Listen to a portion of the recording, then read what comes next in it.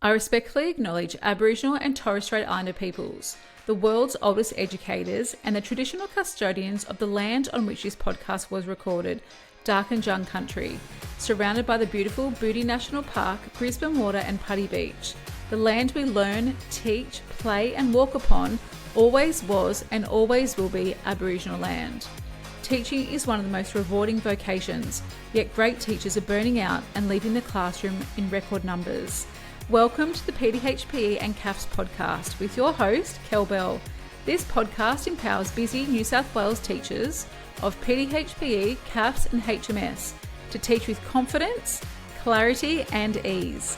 I understand the challenges of teaching because I've lived them.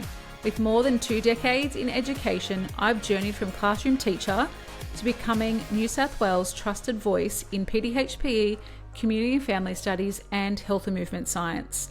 Together with leading experts and teachers just like you, we're here to help you reclaim your afternoons, weekends and holidays through practical resources, supportive memberships and powerful professional learning. Ready to reclaim your time? Access your classroom-ready PDHPE, CAFS and HMS tools at thelearnnet.com/tools. So grab a cup of tea or coffee and let's chat about creating impact in your classroom without burning out in the process. Hello and a huge welcome back to the PDHP and CAFS podcast. I hope you are having a fantastic start to your term. At the time of recording, we are in term 3 and we are just about to embark on our very first trial HSC for health and movement science. So I know that many of you are feeling a little bit nervous, a bit unsure about what the next few months are going to look like as we start to prepare our kids for the HSC, because all the hard work has been done at the front end. It's now the back end where it really matters that we need to start to ramp things up with our kids. And I reckon that the trial is like a bit of a test. Obviously, it's like a trial HSC, but it's a bit of a wake-up call to our students because they realise just how hard it is. They also realise common mistakes that they often make in what they're doing, like the HSC, their preparation. So it is very timely. I know many of you are about to embark on your trials for the very first time with HMS. So today's podcast is going to be perfect for you. If you are just about to get your kids to sit trials, if you've sat them already, these are going to give you some really key ideas to help your kids, because there are still 4 main mistakes that I'm seeing a lot of health and movement science students make. I get to see behind the scenes. You share with me your student responses. You share assessment tasks with me. And I can see straight away these mistakes. They're glaringly obvious to someone who has been doing this for quite some time. And look, when I first started, I literally had no idea what I was looking for. I know for me personally, I didn't really achieve very good HSC results because I just didn't know. Like, I thought studying looked like me sitting on our back balcony when I lived in Baulkham Hills. I was 17. I thought that studying looked like me reading my notes. And I would say I was probably sunbaking, to be honest. I don't know if I had sunscreen on or not practicing sun safety like I do now. But I thought reading my notes was the answer. And a lot of HMS kids I talk to tell me that their study looks like writing their notes. I'm like, stop writing the notes. It is too late. You need to be focusing on writing. You need to be focusing on exam type practice. So these 4 mistakes are going to help you uncover what it really is costing our kids. And I reckon it's crucial marks costing our students because they still keep making these same mistakes year after year in our courses. And of course, I've tailored it for HMS, but this can be applied to any of your HSC courses. So let's look at the first one. Our kids are still not planning their answer. They are rushing their response. They're getting straight into it and they're not taking the time to plan their answer effectively. And I've been saying for quite some time, all it takes is literally 30 seconds to a minute to plan your answer effectively. But kids are going straight in. They're reading the question and then they're having a go in the line straight away. They're not taking the time to actually plan their response before they put pen to paper. And this is costing them crucial marks. What this does is that they're not getting their ideas from their head to the paper. They are just going quickly into it. and not having time, not having space to prepare well for their answer. And look, my own students, I could see this all the time. I would look at my kids' responses and I knew because they hadn't planned their answer. I could see that they had just rushed it. Those ideas need to percolate. They need to be planned effectively on that page. Now, what's the solution to this? You're probably thinking, okay, well, like we have to embed this practice with our kids. We have to teach them what it looks like to plan effectively. And what I started to do, obviously this is like 15 years later, I started to actually give my kids time in their assessment tasks. If it was an in-class task, which many of us are doing now because of AI, thanks ChatGPT, we're actually, doing these in-class tasks. I would suggest for you to embed planning time in their actual assessment. So I know the last couple of years, 2020, 2021, when I was still in the classroom, I got my kids to actually, not 2021, I got my kids to plan their answer. They couldn't put any written work in the lines. They had to actually use that space, that 5 minutes as planning time. And then I was like, okay, now you can start your assessment task. So giving them that time enables their ideas to kind of get from their head to the paper. And I still see kids make the same mistake. They're just rushing. A solution to this planning is our run fast strategy. Now, this actual strategy stemmed from my own students all the way back in 2008. And I've shared this story before. My two girls, really great kids. It was my first PDHPE class. I had taught CAFs before that. And I could see, I just had a gut feeling these girls were doing really well. And their assessment tasks showed that. They were kind of like, it was like this, bit of a demo. So you can watch the recording on YouTube or on socials. They would like kind of do this and they were writing all around it. Again, had this little lead pencil that she used. I fully remember so vividly. It was this tiny lead pencil and they would be like writing away, planning their answer.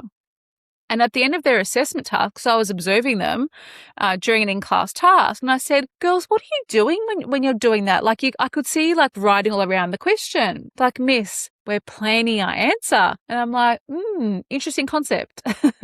I didn't do that when I was a kid. I hadn't taught my own students in the first couple of years until I taught Megan and Jess for PDHPE. And I was like, this is gold. I'm going to use this strategy and I'm going to actually show my future students. And so Run Far actually stemmed from Megan and Jess all those years ago, nearly 20 years ago in PDHPE. And this same strategy, I've shared it across New South Wales. I've shared it in my revision sessions. Even before I started my own business, before we started the Learning Network, I would go around to schools. I would be hired to share this, like to share exam strategy with, hundreds of kids across New South Wales. And I know that lots of teachers know this as well. But if you're new to this, Run Far stands for read the question in its entirety, underline the syllabus points, circle the glossary of keyword, name any definitions or syllabus terms, like they could name the glossary, like what it means, explain, cause and effect, whatever it is, or like a syllabus terminology. Give us an example of what muscle hypertrophy is, whatever it is, give that definition. We did N.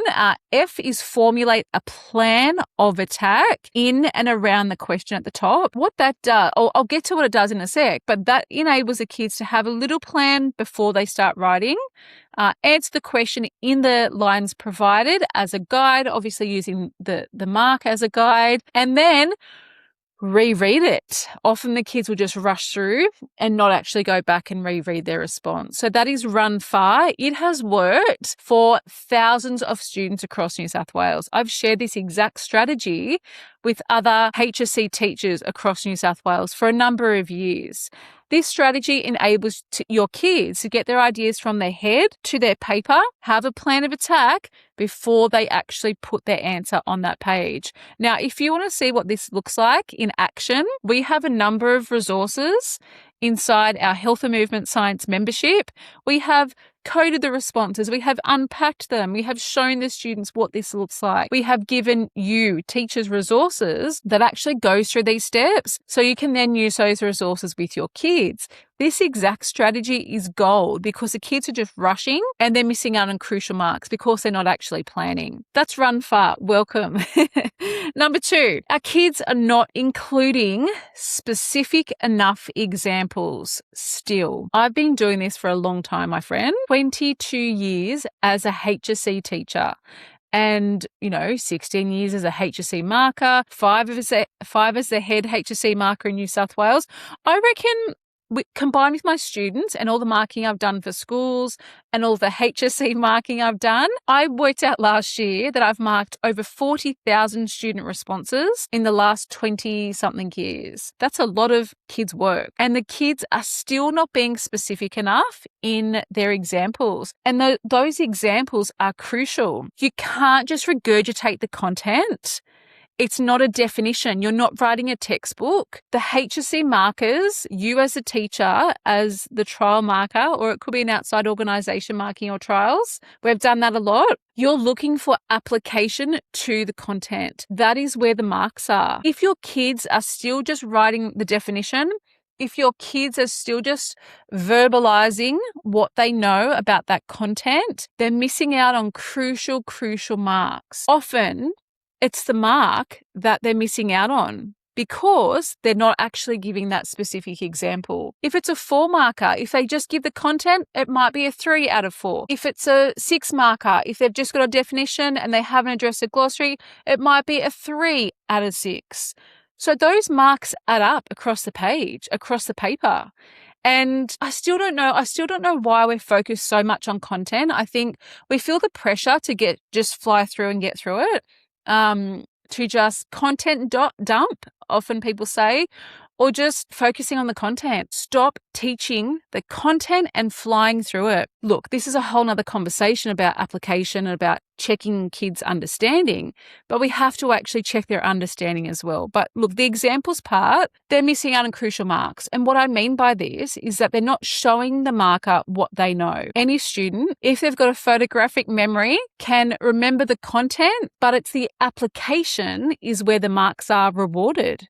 And so if the kids aren't actually applying their content through an example, they're missing out on crucial marks, not just once, but multiple times across the paper. So a solution to this is another acronym that I came up with, probably when I first left the classroom back in 2020 when I was very burnt out by the system. I left the school I was working at, toxicity, bitchiness, all the things. We're part of it. But Suave is a way that I developed a strategy to help teachers teach your kids how to actually show the marker that they understand the content. They can apply the content. So what does Suave stand for? So Suave, grab a pen and paper if you're at home. If you're not at home, you can check the transcript. And you can see what it stands for. But SWAV stands for specific. So it's specific to the question. Obviously, it has to be about the question. It's unique. Now, let's talk about unique. I don't want your kids to give us an example that is from a textbook. I do not want your kids to give an example that is in the syllabus where it says examples. The examples are that. They're examples. They're not actually part of the syllabus. They're just some ideas that we could teach to the kids. That's a whole nother conversation as well. We want our examples to be so explicit. Teachers who are marking at HSC marking go, wow, this student, they know their stuff. This is very, very unique to the context in which they're living, or very unique to the context in which they're playing sport or moving, or a specific issue. It has to be super unique. It has to stand out from the crowd. There are, and I don't know the final numbers for HSC, I should have looked this up, and I don't know if they published this before, the HSC, but in the past, last year, had over 17,000 students sitting PDHPE. There could have been a dip, there could have been an increase, I have no idea, but the kids need to be so unique, so specific with their examples to maximize their marks. So S is specific, U is unique, applied to the question. Of course, it has to be applied to the question. There also needs to be variety in there. That's often what I've seen in the past. The kids are kind of using the same type of example and not showing diversity in their examples themselves, and they have to be explicit as well. So suave, specific, unique, applied, variety, so varied, and explicit to the question. This exact thing is missing out on marks because the kids aren't showing the marker what they know. They're regurgitating content, but they're not showing the marker what they know through their examples. Again, if you want resources, we have like some posters. We have a free resource actually, which has these. So if you head to the learnnet.com/maximize, you'll see some of these things in action.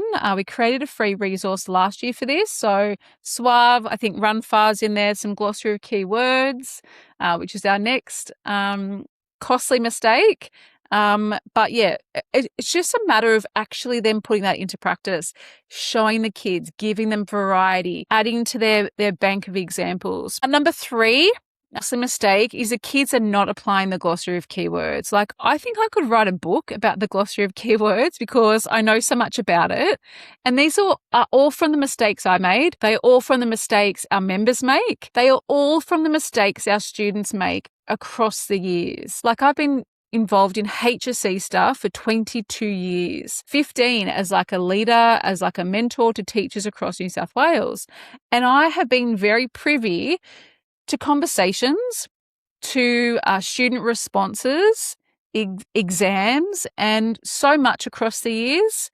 Our kids are still making these same mistakes. And I have a feeling that it's also our teachers aren't sure what these look like in a response.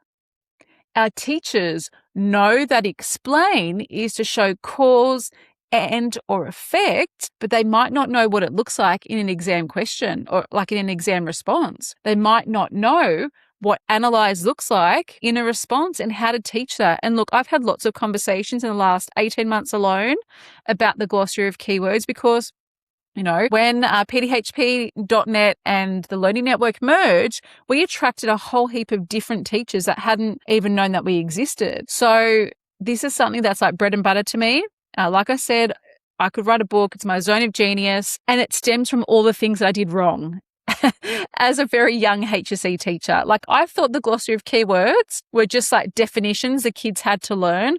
I didn't know what they looked like. I hadn't done HSC marking before.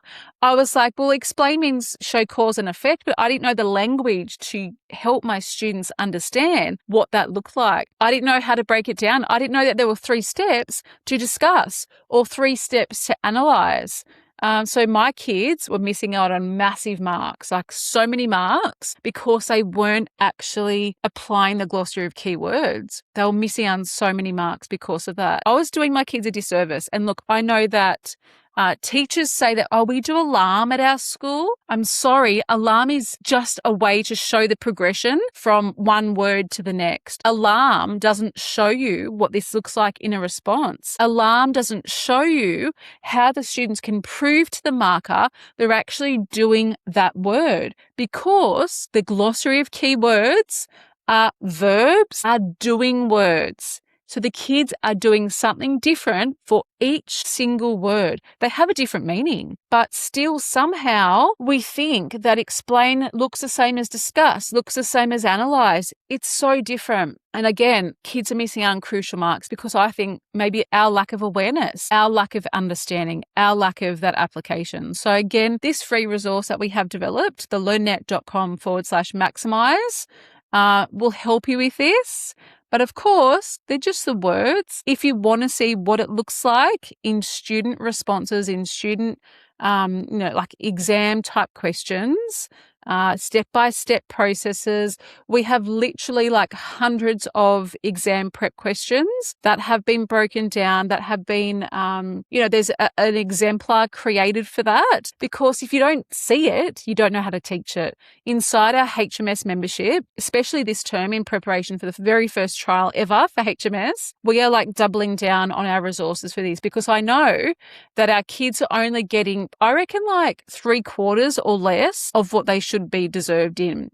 deserving of because they haven't actually addressed the glossary of keyword. Anyway, like I said, I could write a book about it. I get on my high horse every single year about the glossary of keywords. I think it's often the missing ingredient to kids' success because they can't show that application of content. Anyway, look, the last mistake our kids are making is they're just not providing enough detail. It's too surface level. It is I would say wide, but not deep. So it's very surface level. They might know a definition. Their teacher has taught them a definition about something, or they've read something from a textbook. A textbook's not going to go deep for you. A textbook has to be condensed in a certain amount of pages. And the textbook isn't just one source. It provides you an overview of what our course is really about. So I think, our kids aren't providing enough detail because we feel rushed. I just have to get through the content. I just have to, tick it off. Please slow right down. Make sure you're actually teaching the content, what the kids are really learning, and what the kids need to show the marker that they have to do. The actual application of our course is missing because we're just skimming over things. We're just doing definitions, or we're just, some of us are doing death by PowerPoint. Some of us are getting the kids to write notes from the textbook. That's not teaching, unfortunately. But so many senior teachers, so many HSC teachers feel the pressure to get through the content. You have to tick it off. You have to make sure you're teaching everything. Slow right down. Make sure your kids really understand it. And look, I was the exact same. I reckon in my first 5 years, I would teach my kids the content. I would talk at them. I would lecture them. We would do notes from the board. There was no discussion. There was a lot of chat about, our own personal experience, but there was no actual rich discussion about the content. My kids had really great notes in their books. The textbook was there, but I wasn't teaching them. I wasn't getting my kids to apply their knowledge, understanding, and skills. They could define stuff. They could give me an example from their own life, but they couldn't actually bring it to life through another lens. I want you to really slow down, especially in HSC. Year 11, it is very content heavy. HMS membership, I want to readjust some of our resources to make sure we're really hitting the connections across through to Year 12. So we're going to do a bit of a reimagining. We're going to do a bit of a refresh of our resources for Year 11 and obviously Year 12 into term 4. So if you're a HMS member, that's what you have to look forward to. Just some really great resources that are going to help you teach the content more effectively rather than just skimming over it. If you're new to HMS, the HMS membership isn't just about giving you a program and going, here we go, you're done. It's ongoing resources. It's resources that our members want. Teachers say, oh, Kel, I'd really love a word bank or a syllabus matching activity. We then go, oh, great idea. We can make it happen. The 2026 AIHW report, obviously we need to create resources around that. It's fairly new. Members want it. We then put it into the membership. So it's this ongoing, ongoing bank of resources that we can use from year to year. It has changed significantly. If you were one of our OG members, thank you. We'd love to have you back. If you're one of Dan's original members, it has changed so much since your membership expired because we have added exactly what teachers need and want. And this surface level understanding, we really the whole syllabus changed because of that. We really need to go deep, and we also need to check our kids' understanding. Look, when I first came across the word formative assessment, I think it was 2010, maybe a bit earlier than that. And we were part of the Parramatta Diocese. We kind of were the rollout of formative assessment across New South Wales and Australia, I think. It was Dylan William came out. I didn't get to meet him, unfortunately, that time, but it became part of our practice, checking for understanding. Are we actually checking our kids' understanding, or are we just moving on? Are you making sure your kids really understand that content before you move on? And if that's a timely reminder for you to go, I just move on. I just think that they understand it, or I go, well, they're not getting it. I'm just going to continue on my merry way. Please slow down. Please take your time and make sure every single student in your class actually really understands the content before you move on. Anyway, like I said, I could be here forever. So if you want some free resources to help you, the learnnet.com/maximize, some posters, what Suave, the glossary, Run Far looks like. But if you're like, Kel, I'm sick of spending my own free time writing new resources, writing matching cards, developing exam prep questions, sample answers, hundreds of multiple choice questions, that is what you'll find inside our HMS membership. It is absolute gold. And we'll continue to build the resources that are in there. You know that once you create something, it's never ending. Like, we have to reinvent the wheel. We have to adjust what we're doing. That's what the membership is about. It grows while you grow. Of course, we're going to add to it along the way. So these to unpack and to recap, the 4 common mistakes. The first one is the kids aren't planning their answers effectively. Run Far is the solution. Number 2, they're not identifying specific examples. Suave is our solution. They're not applying the glossary of keywords effectively. Again, breaking it down, showing the kids language to, show that glossary of keyword is essential. And then number 4, it's not enough detail. We're just still teaching at a surface level. And if you've heard today's episode and thought, wow, I've got a few things to work on, Kel, don't do it all at once. A couple of things, into your lesson. Do I need to do some more explicit teaching? Do I need to do some more exam practice? Do I need to get the kids to actually break down their question before they even start planning their answer? Yes. These are all little things that we need to do to improve, little baby steps, things that we add to our toolkit and go, yep, love that. I'm going to help my kids improve on that. And you'll see massive differences in your kids' application once we start addressing these common mistakes. Again, hopefully this is timely. We have trials just around the corner. I know that some of you are feeling a little bit nervous for that. And if you want some resources and support, we are literally only an email away. And all members, and I want to remind you, if you are a member, if you want me to have a look at your student responses, you're like, Kel, I'm not quite sure if they're on the right track, send me an email, do a screenshot, and then say, hey, Kel, can you have a read of this kid's response? Are they actually addressing the glossary of keyword? Probably not, but that's another conversation. You have to listen to the full episode, obviously. But look, our membership is the greatest way to get the support that you deserve in health and movement science, because you're not alone and you shouldn't be creating resources every afternoon, every night to help your HMS kids. So huge thank you for listening to today. If you have loved today's episode, please share it with a friend, a colleague.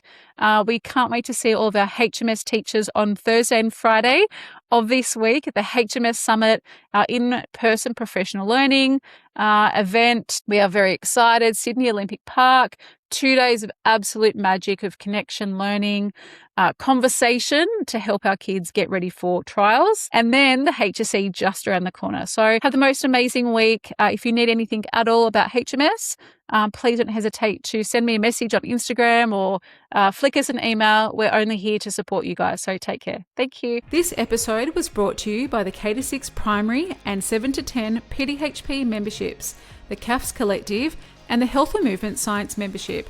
Our communities designed to support and empower busy teachers like you. Explore them along with a suite of helpful teaching tools at thelearnnet.com. If you've loved today's episode, don't keep it to yourself. Share with a colleague, take a screenshot and tag me on Instagram at kellybell.coach. I love seeing what resonates with you. Make sure you subscribe to Apple Podcasts or Spotify to stay connected. And if you took even one thing away from today's chat, I'd be so grateful if you could please leave us a review. See you next week. Here's to finally reclaiming your time as a busy New South Wales teacher.